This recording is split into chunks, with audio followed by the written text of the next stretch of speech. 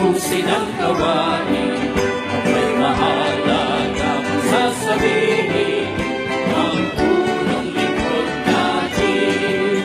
Sa mga harangian siya'y hihinawa ang buhay at mabuti patunay kung uuwi tayong sabay-sabay.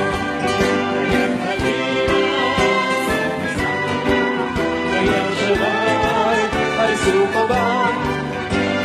Puro natin ipapangako, babalik tayo sa Sabado.